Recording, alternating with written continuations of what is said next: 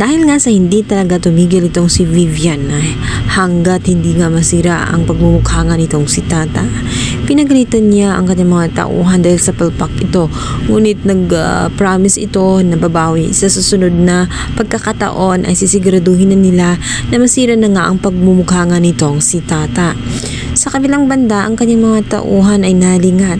Doon nga ay nagulat sila dahil nabuhusan nga ay itong si Venice instead nga na si Tata. Kaya naman agad na sinugod ito sa ospital.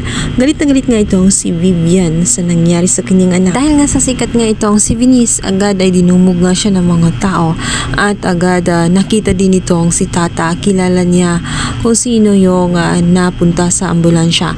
Natitiyak niya na si Venice ito, kaya naman agad na sinabihan niya itong si Francis na ang kanyang asawang si Venice ay nasa critical na kalagayan sapagkat ito ang nabuhusan nga ng asido instead nga na si Tata. Kaya naman galit na galit itong si Francis at sinabi kung sino ba ang may kagagawa ng mga bagay na iyon.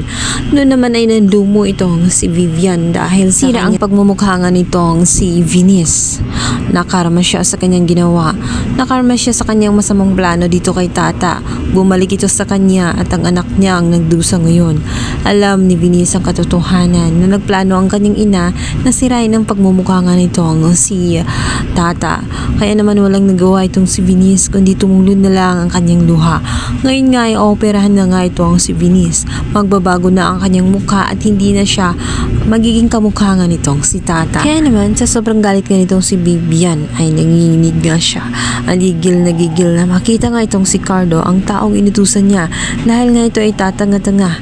Instead nga na si Tata ang masira ang mukha ay ang kanyang anak ang nadali. Kaya naman inis na inis siya maging sa kanyang sarili.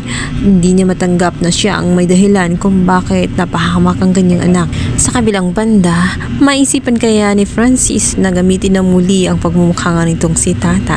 Nang sa ganon ay hindi mahalata ng lahat na ito nga si Venice ay pansamantala nga nawala dahil nga sa ongoing nga ang kanyang operasyon para sa kanyang bagong mukha.